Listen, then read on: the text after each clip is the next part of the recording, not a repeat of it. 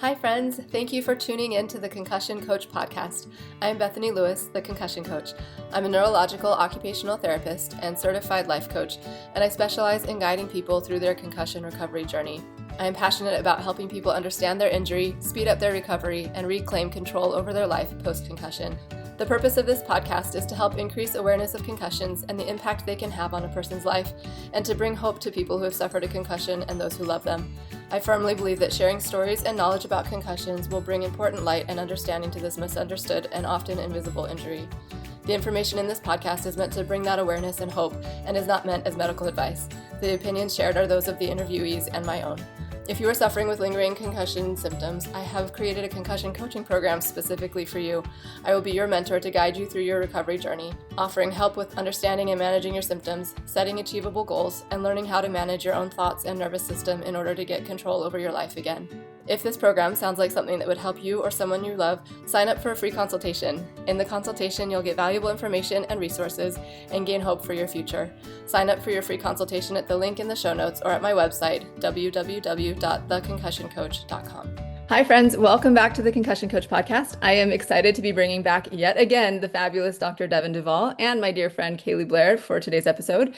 We actually just recently recorded an interview together about syntonics that is now episode 111. And we were having so much fun with that conversation that we didn't even get to the other topics that we wanted to discuss with Dr. Duval that day. So here we are continuing that conversation. We will link episode 111 in the show notes, as well as episode 28, which was our first interview altogether, in which Dr. Duval shared the benefits of neuro-optometry for people with concussions. So I feel like I shouldn't have to reintroduce you, Dr. Duval, but in case someone hasn't heard the other episodes that we've done together, here's some background on you, on Dr. Duval. He obtained his bachelor's from Brigham Young University, Provo, in exercise science. He received his Doctor of Optometry degree from Southern College of Optometry in Memphis, Tennessee. After graduation, he completed a residency in pediatrics, vision therapy, and vision rehabilitation, making him one of 3 optometrists in Utah to gain this type of advanced training. He also completed his board certification in vision development and vision therapy, making him a fellow from the College of Optometrists in vision development. He is also a member of NORA, Neuro-Optometric Rehabilitation Association, and an associate professor at Rocky Mountain University. So thanks for being here again, Dr. Duval. We're excited for this conversation. So happy to be back, Bethany. It's so great to be here every time. Yay, thank you. Okay, well, let's jump in and chat about today's topic, which is primitive reflexes. Yes. And I'm really excited. I was introduced to primitive reflexes as an occupational therapist in school, and it was mostly in relation to obviously development in children, and how we could use those primitive reflexes in therapy for kids. To help them with reach their milestones and develop properly. And I did not make any connection to the possibility of using them in relation to brain injury, which it makes sense when it was brought up to me for the first time. Kaylee actually introduced me to that idea, and I know she had learned it from you working as a vision therapist in your office. So I had no idea that neuro-optometrists were focused on primitive reflexes as well. So I'm really fascinated in hearing how you guys use it and how you became aware that this could impact concussion patients. But before we jump into that, maybe I should have you define for us what are primitive reflexes. As we're having this conversation, can you define it as you tell your clients and patients what is it and why? Sure. Yep. Okay. So reflexes, I think we're all familiar with the term reflex, right? And so we see that knee-jerk reflex. You hit the hammer on the knee and the leg comes out. And so reflexes are an involuntary reaction from the body. It's not a conscious controlled thing, versus something that we're choosing to do. We have a lot of other ocular motor skills that we use with the eyes. So reflex and then primitive is really basic. We have lots of cool centers of our brain, but this is really controlled by the brainstem. So basic loop. And so you get the brainstem controlling these different reflexes that are designed to help us survive essentially when we're born, and should integrate shortly after birth. And if they do, then things are good. If they don't, then we have those basic primitive responses to things when we should be responding back with higher level responses, cortical, thought, planned responses.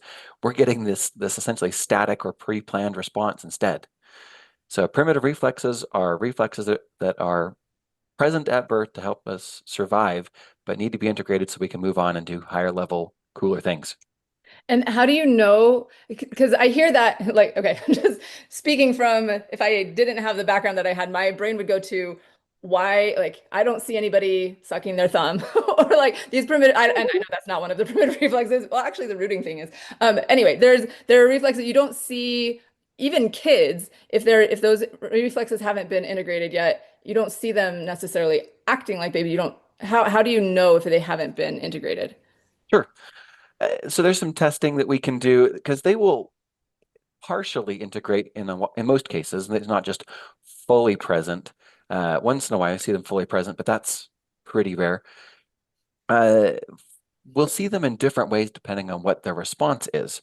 So the Moro reflex we'll probably talk a lot today because the Moro reflex tends to trigger in response to stimuli like loud noises. So it's that reach out and grab something tends to be related to fight or flight.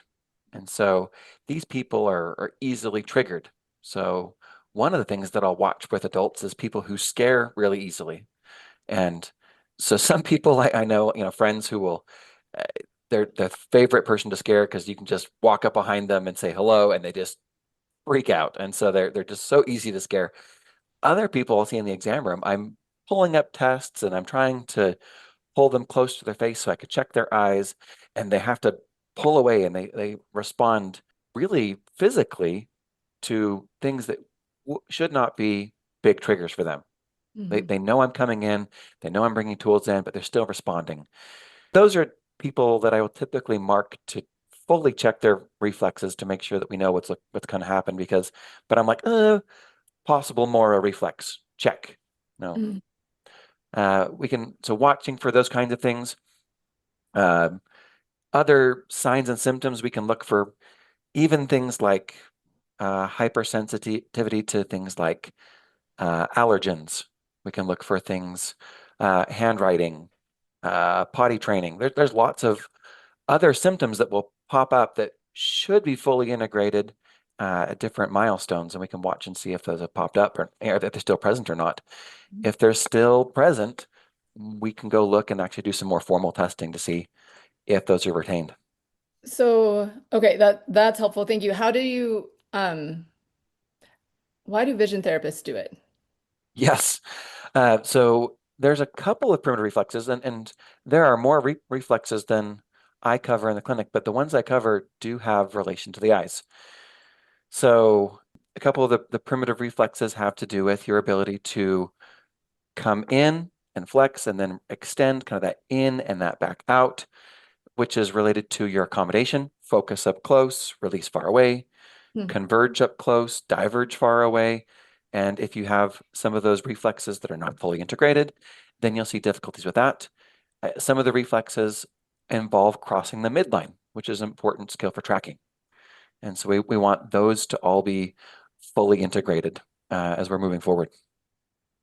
Interesting. That's so fascinating. Thank you. Kaylee, do you have any thoughts on that so far on what we've been discussing? No, well said. Okay.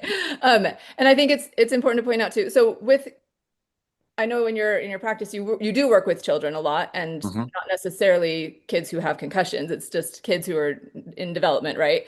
Right. They might not have ever fully integrated those. And then people with concussions or traumatic brain injuries, those even if those reflexes had been integrated, they can reemerge from that brain injury, right? Do you want to speak to that a little bit?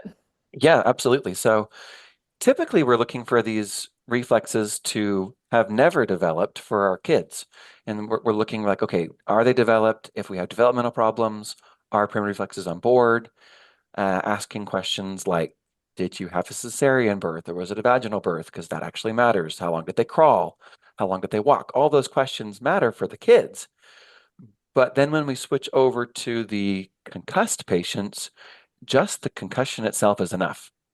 Because when we get a significant enough brain injury, either a mild or moderate traumatic brain injury, then even those reflexes that were fully integrated and suppressed now suddenly reemerge and cause problems that didn't used to exist, which is the life of a concussion patient, right? All these things that used to work good now no longer work well. And so we have to address those. Uh, so many things in our visual system tends to collapse back to a more basic level after we've had some sort of injury. And so we have to work and rebuild all of those things. And primitive reflexes are part of that foundational software to run the eyes. Mm. Excellent. Can you tell us some of the ones that you work on specifically, or that you find the most, yeah, Yes. that have reemerged the most often with your patients? Yes. So the moral reflex I mentioned, it's supposed to kick in 2 to 4 months of life. We're supposed to have inhibited that one. And so this is that startle reflex where you're holding a baby, and then if you drop them a little bit, their hands and arms come out, which is why we swaddle them to try and keep that in, keep them feel safe.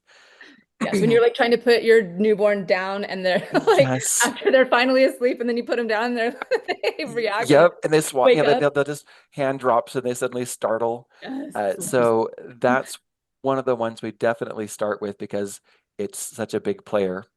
Mm. The tonic labyrinthine reflex is another one.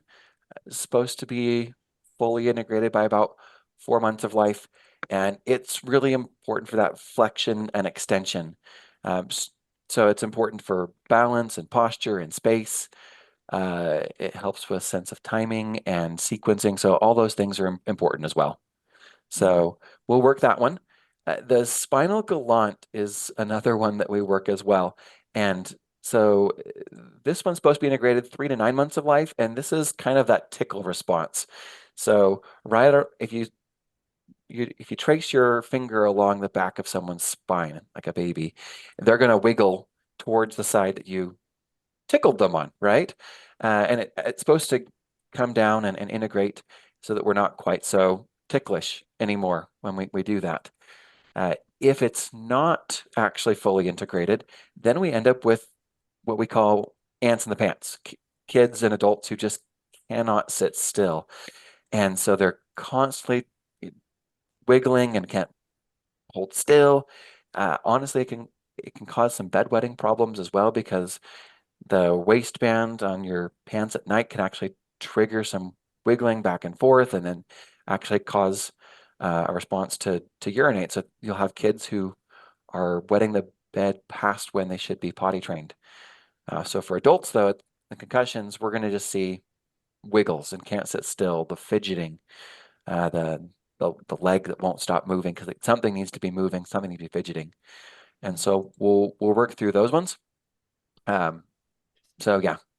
Is that because of like the clothes on their back, or if they're like just they're getting triggered by being touched on their back? Yes, going to be touched on their back. It's like they're being constantly not tickled, but triggered in Mhm. that spot along the spine. And so they're not even conscious of it. They're asleep. And so they're just, having problems. Or even when they're awake, you got your waistband on from your pants, just Mhm. Against triggering the things as chair. well. Yeah. Yeah. Yep. Okay. Okay, excellent. So we got the Moro, the tonic labyrinthine, the spinal galant. Yeah. Mm-hmm. Asymmetric tonic neck reflex. So 6 months of life should have this fully integrated. This is sometimes I call this one the archer's pose. So that the goal of this reflex is when baby turns head, baby holds out arm. That way we touch things, we interact with our environment, we get stuff. But when eventually we should be able to turn and not have to turn our whole body and our arms and legs as well. You'll see this sometimes with adults who are learning to drive, and they'll turn their head to check their mirrors, and then they'll turn the wheel while they're doing it as well. And so then they're moving lanes when they're supposed to be just checking their blind spot. And so that cross pattern movement should be available to us.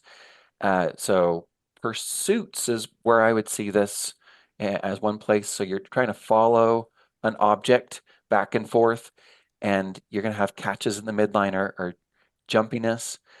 We can also see it with things like handwriting and other tracking problems. Hmm. Yes. Okay. Thank you. Any other ones? there's a couple more. So the symmetric tonic neck reflex Mhm. should be integrated 9 to 11 months of life. Uh, again, related to flexion and extension. This is for baby to look up and push up so that they can help themselves learn to crawl, which is obviously going to be very important for the babies. Uh, but we really need this to be able uh, to work on some of our other copying tasks, like looking at the board, looking back down, that eye-hand coordination, refocusing distance to near. Those are a couple of things that we would see and are related to the eyes. Mhm. And then really the last one that we do some of is the head righting reflex. So there's a vestibular integration. So when you lean, you should be able to keep your head straight up so that you're not just falling over. And obviously keeping the head upright is going to be important for balance. And Mhm. so if we have problems there, we're going to have other problems with being able to keep attention, tracking problems, both saccades and pursuits, and just attention. So reading's going to be hard, comprehension's going to be hard. There will be some convergence problems as well. Okay, thank you so much. So these, and I know there are more that exist, more reflexes out there. These are the ones that you typically are seeing Mm-hmm. and working with. Um, and it sounds like, I don't know, just speaking for moms out there who might be hearing this and are like, okay, my kid with ADHD sounds like a lot of these things. Um, Sure. what would you say to them? Is this does this mean like if they were to work on integrating these primitive reflexes, would all of their problems go away? Oh man, that would be so nice. Not No, that ADHD is a problem. I know that it's yes. it is just not Yeah, neurotypical and makes things challenging for the kids sometimes. So, it would definitely improve things. So we're going to see improvements when we work on the primitive reflexes. And problems like ADD and ADHD are multifaceted, and so there's going to be more than one cause. But starting with primitive reflexes, making sure that we have those fully integrated would be a great place to start. mm, Um, so I've seen, as I brought this into the clinic and we started working on it more and more with patients, I definitely saw improvements in my patients. I had a couple of cute boys who were uh, very active in the clinic, very driven to touch everything in the clinic.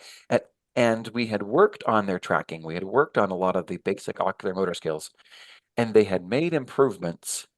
But when we added in the primitive reflexes later, suddenly all of their tracking numbers improved. Everything got better, and we wrapped up vision therapy so much faster that I was like, oh, wow, we should have, there's probably something to this. Probably should have added it sooner.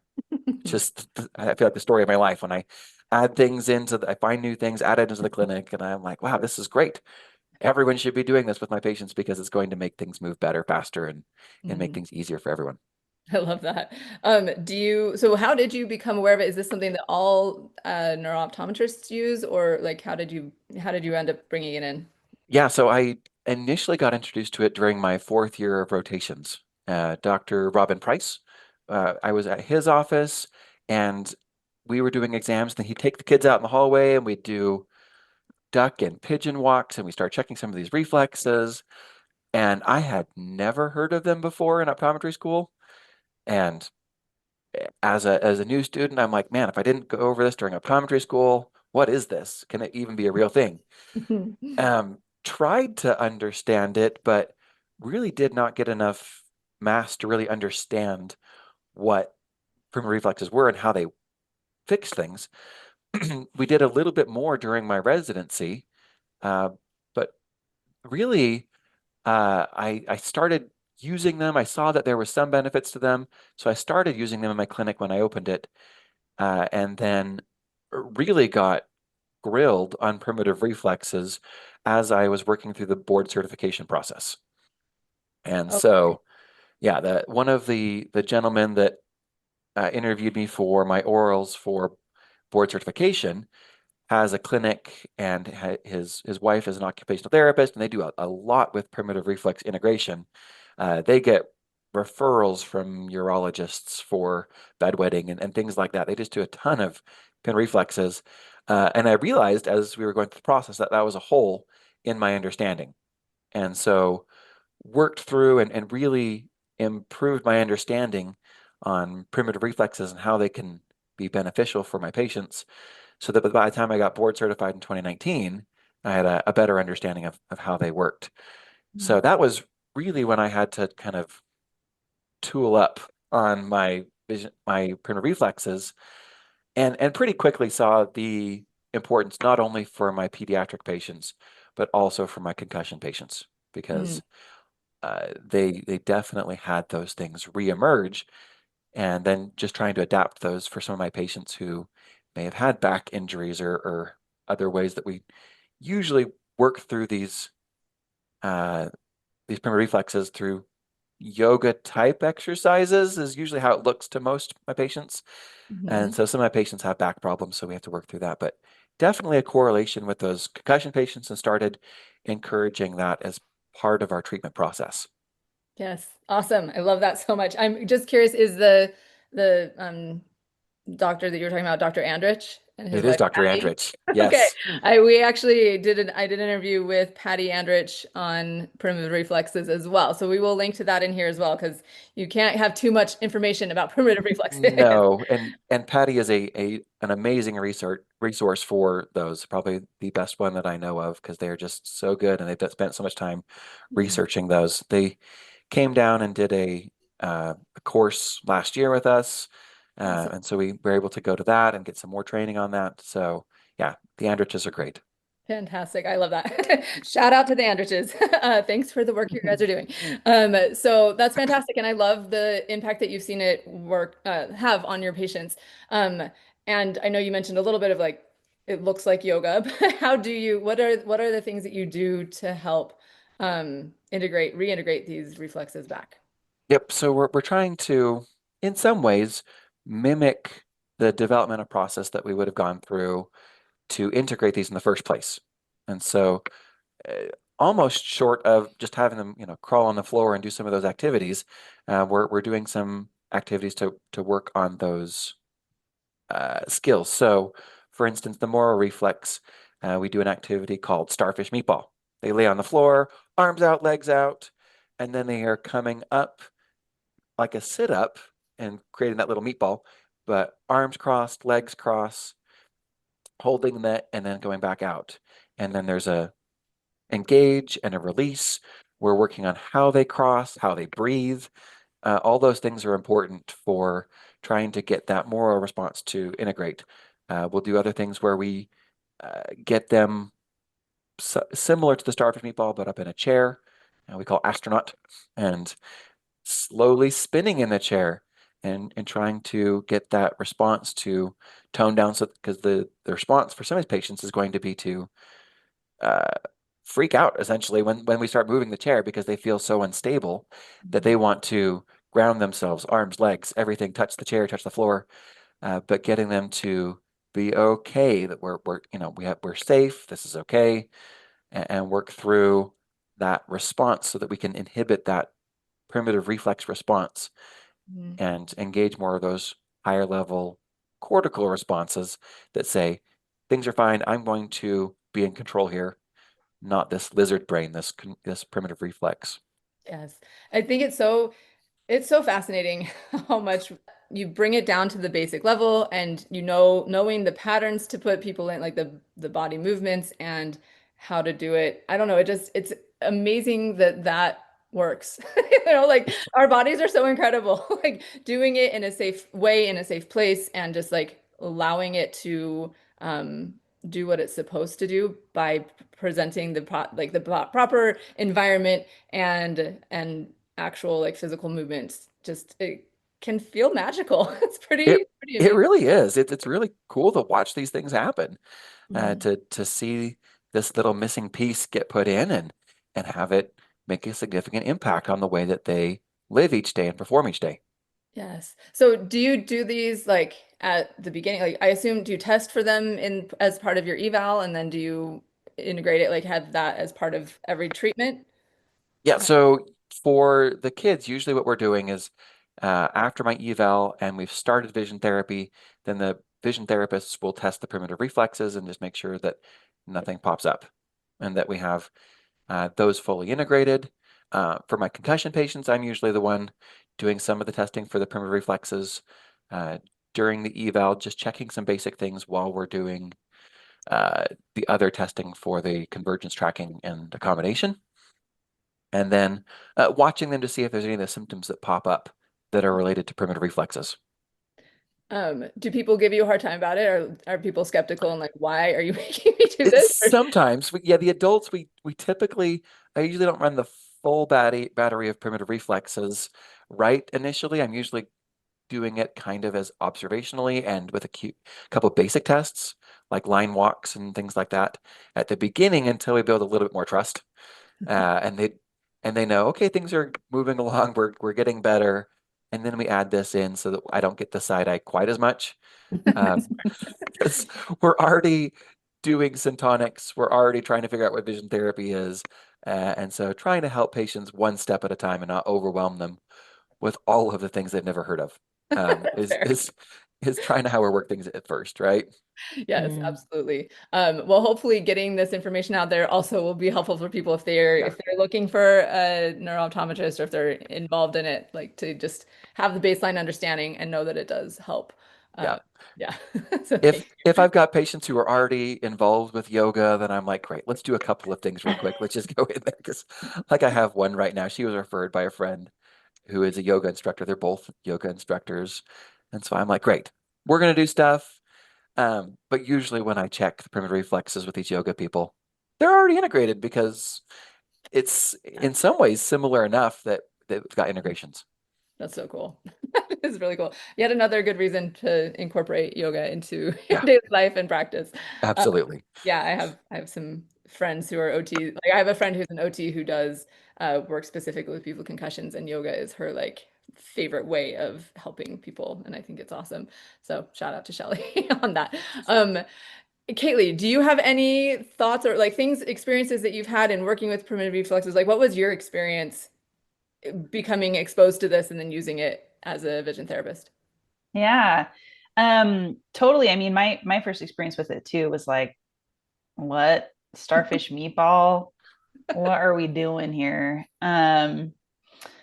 But as a vision therapist working with Dr. Duval, it was really cool. It was I was I was a very big fan of primitive reflexes.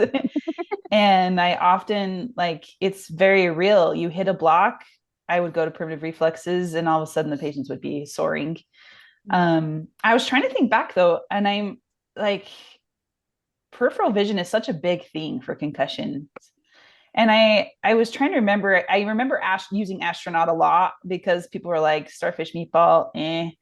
Um, but also astronaut was a struggle. I remember the first time you introduced that to me, I was like, I gotta go to the bathroom because I might throw up. But it was worth it because it seemed to bring about the biggest amount of results for what I wanted at that time. But Is astronaut the one where you're spinning in the chair? yeah, but Yeah. it's not like you're like turbo spinning.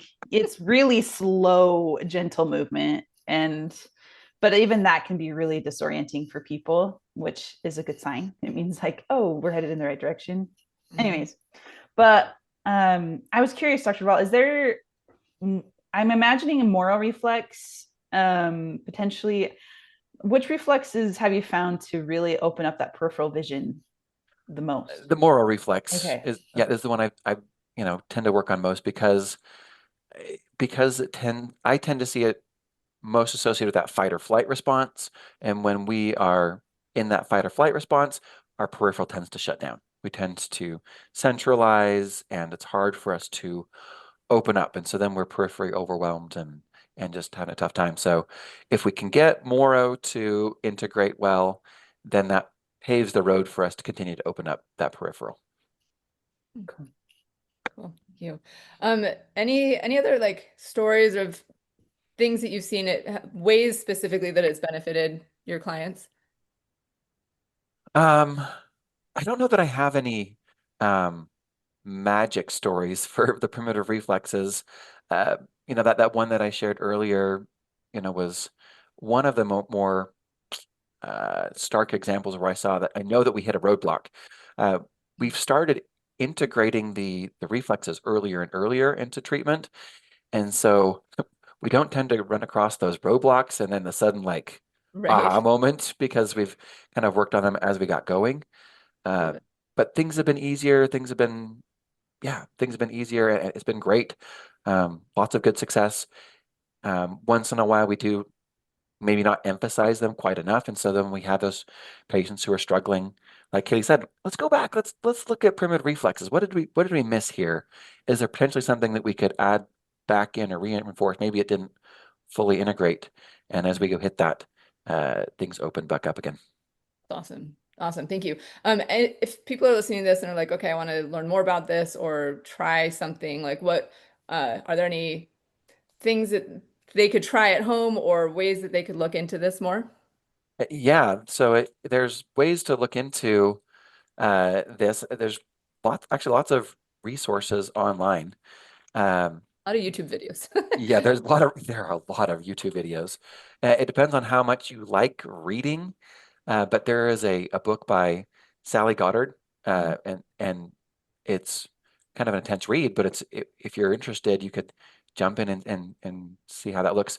I'd probably start with the YouTube videos because there's lots and lots of YouTube videos, and just 10 to 20 minutes of looking on there will give you an idea of some things to start with and see what you can try. Mhm. Uh, and I know that there are a lot of occupational therapists who do use the primitive reflexes, and so that's a great resource as well. Uh, and then if we have vision problems, a neuro-optometrist can be a great resource for the primitive reflexes, but there's probably easier places to start. Mm.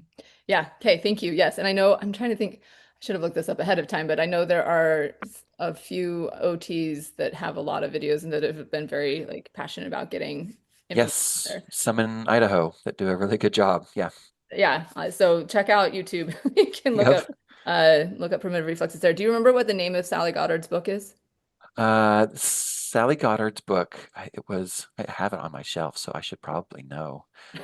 We can But we can look I it up. don't. It was something about primitive reflexes. So, yep, Okay, we'll put it in the show notes. No worries. yep. Okay, awesome. Thank you so much. This is very, very helpful. And I think I love having people become aware of these things that could be are like foundational, like basic things that really typically get overlooked that can make a huge difference in recovery. Because yes, those reflexes, automatic, we don't know about it, we don't think about it, but it could be really impacting recovery. So thank you for involving them and using them in your therapy and helping us to understand them better. Okay, so we do have a little bit more time. I'm so excited. Can we pick your brain on sleep? Do you have any suggestions for patients dealing with Uh, concussions who are having issues with sleep? Yeah. So sleep is, yeah, definitely a tricky one Mhm. because uh, if you can't get enough sleep, it's really hard for your body to heal because you're in that fight or flight, right? So uh, when we're going to be talking about sleep, because I deal in the eye world, I can't talk about sleep without talking about syntonics again, actually. And Okay. so light has a huge role to play in our sleep system. So even before we talk about all the cool things we can do with syntonics, watch how you are regulating the light in your environment if you want to get good sleep. Mhm. So those red rays, those early morning rays in the morning and the evening are crucial for helping regulate our system and helping us wake up in the morning and get going, and that helps shut things down at night and help us move into that sleep mode. Everyone's heard a little bit about blue light and how bad it is for us before bedtime, because that blue light really is a daytime, noontime type light. And so that's telling our body to be awake and to be active. And so if you're on screens before bedtime, then you're going to encourage your body to be awake. And so you're going to activate it and then try and lay down and go to sleep. And that's going to be very difficult for you. And so at least 2 hours before bedtime, you got to shut those devices down if you're someone who's struggling with sleep. So Yeah. some of us can get by, but if you're wanting to improve your sleep hygiene, then really work on those blue rays, knock those out, and so that you can do something quiet, listen to an audiobook, read an actual book, right? Instead of being on a device. There's plenty of other things that we can do right before we go to sleep that would help us engage that system.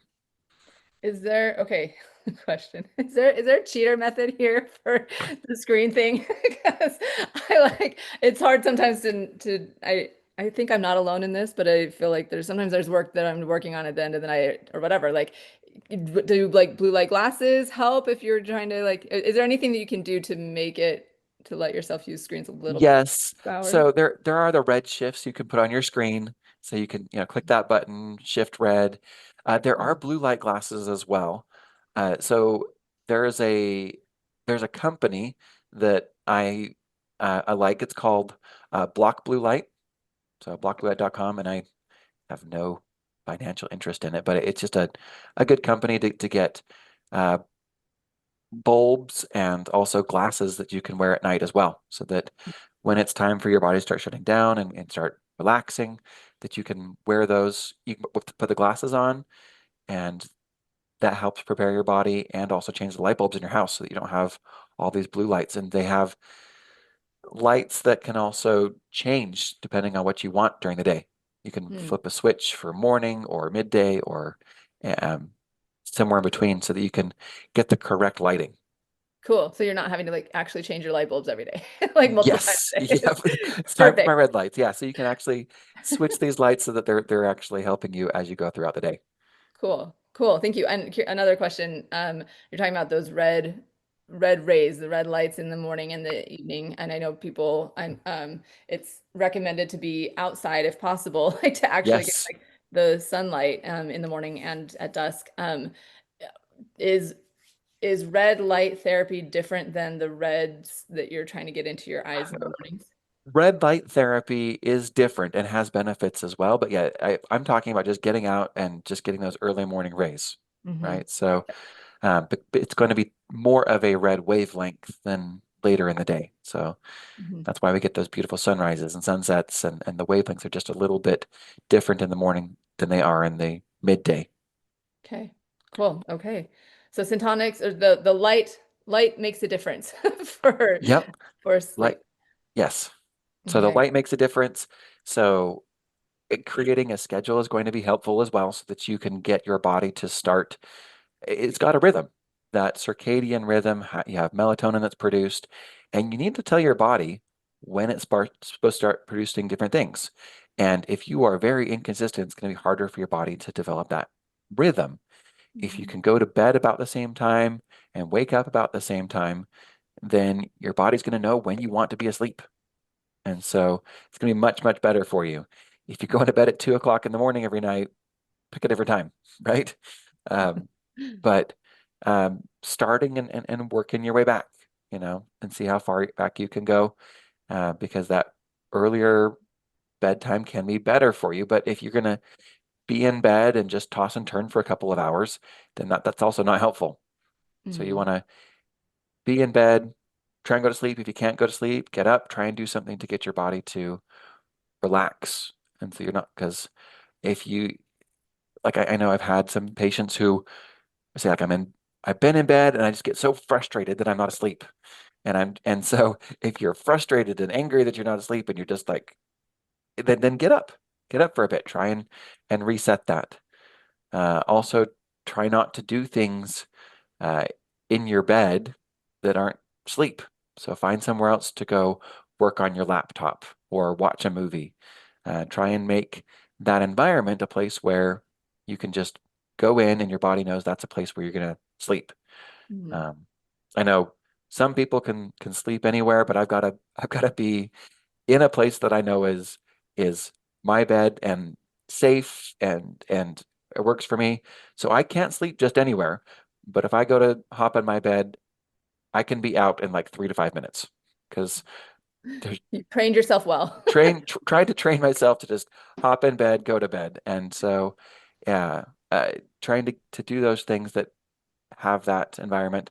We've got a lamp in my room. It's a salt lamp that produces those nice red rays in there, so we don't have to use the overhead lights anymore. So salt I lamps use create that too. so Big nice, fan. right? They're Yeah. great. The ambiance is just amazing. So you're just like, oh, I kind of like this, right? Every once in a while, I have somebody come in my room and they're like, "That's a big rock." I'm like, "No, look." I'll show them. Nice stuff. Yeah, so really great. You think about not too many years ago, families would have just come in, sat down around the fire, Yeah. and then just done that. And then once the fire went out, or just they put it down for the night, then they'd go to bed because they would go to sleep with the sun and then wake up with the sun.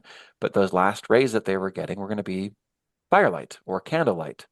Mhm. And we have a modern society here where we have great new advances, but we still need some of that same firelight, candlelight. Those rays can be really helpful to help us go to sleep. Awesome. Cool. Well, thank you. I know there's like sleep could be its own whole conversation as well, but I do, and these are helpful tips, I think, and hopefully if somebody's listening and hasn't heard of or thought of any of these, they should try employing them to see if it can help with sleep, because yes, it does really, really make a difference. Um, any other, well, I have one other quick question that is Sure. again, it might not feel super related, but I feel like it's important. I'd love to hear your thoughts on it. But before I jump into that, is there anything else that you, Dr. Duval or Kaylee, want to make sure that we say or bring up about either the primitive reflexes or the sleep issue? Anything? Kaylee?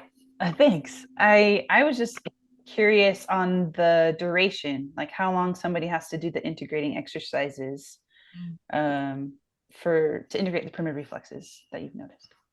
Yeah, so 2 or 3 weeks is kind of a bare minimum. Some of these patients, 2 or 3 months. And I know other clinics that will go longer before they even start any of the other vision therapy stuff. They'll do full primitive reflex integration. But it seems like if we've done at least about a month of primitive reflex integration, we'll see some pretty good results. That's good to know. And you're doing that in conjunction with the other things that you're working on. Yes, and actually we can integrate some of the primitive reflex stuff with the other exercises that we're doing. We can do a convergence activity as we're doing a primitive reflex activity. And as we're going back and forth, we can add that element and do them simultaneously. Excellent. Love it. Cool. Thank you. And did you have something else that you wanted to say? No, that was, yeah, Okay. Okay, perfect. good. The last question I have is just in general, like overall, you're working with people who are going through this hard thing and you're helping them in Mm. significant ways, but it is hard. And the work that people do in vision therapy doesn't always feel good.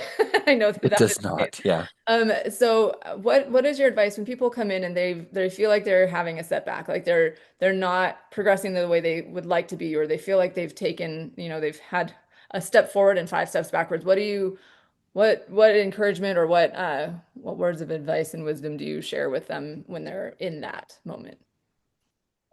Yeah, so if we're going through vision therapy and they feel like they've just taken a step back, uh, usually I'm telling them just hold on. This is a roller coaster. You got to keep your arms and legs in until the ride comes to a complete stop. So I wish that progress was linear and it just every step was forward and none more backwards. But as we go through things, we're going to be having setbacks. It's going to be up and then down and then I'm better than I've ever been. And then, hey, Dr. Duval, I am worse than I've ever been, even since before I came to see you. And I'm like, okay, hang in there. We're getting there. The average is going up a little bit every day, even though the peaks and valleys are still there.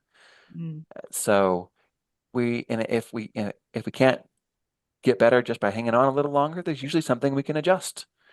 What new thing happened? But the reason we have those peaks and valleys is because life is not consistent every day.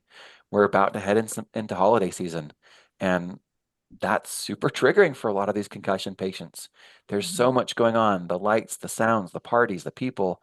There's just so much going on, and we tend to overextend ourselves. We tend to eat less well. We tend to sleep less. We tend to do all those things, and then our symptoms tend to flare. So uh, hang on, try and do as much as you can. Obviously, we can't go hide under a rock during all the holidays, but there's things we got to do. A lot of my patients are in school and we got midterms and finals. Uh, and so we got to be able to manage those tasks that pop up in our life, but recognize they're going to have an impact on our symptoms. Hold on, things get better. If you've got these resources available to you, things tend to trend upward. We tend to get there. Yeah. Thank you. And I hope it's helpful. It's nice knowing that you've seen it over and over and over and over and over again. Like there are setbacks there people do feel that way, but that doesn't mean that they're stuck there forever like that. I just appreciate that perspective of like, hey, I've been here. I've seen so many people go through this. I know because of my experience working with people that it does get better. Just hang on. Like just trust me that it will get better. I appreciate that. Yeah, absolutely. Yeah. Okay, well, thank you for yet another amazing conversation and really helpful information shared. I just really appreciate your willingness to spend this time and share your knowledge with us. Thanks, Dr. Duval. Absolutely. Thank you, Bethany. Thank you, Kaylee. It's always a pleasure to be on. Thank you. Thanks. We'll see ya. Bye. I'm so glad you listened in today. I hope you have gained some helpful insights and inspiration regarding dealing with and recovering from concussions. My goal is to create more awareness and education about concussions and the fact that there is so much that can be done to improve life after someone has had one. Help me spread the message by liking, commenting, rating, and subscribing to this podcast, and share it with others who would benefit from hearing it. There are more resources available on my website.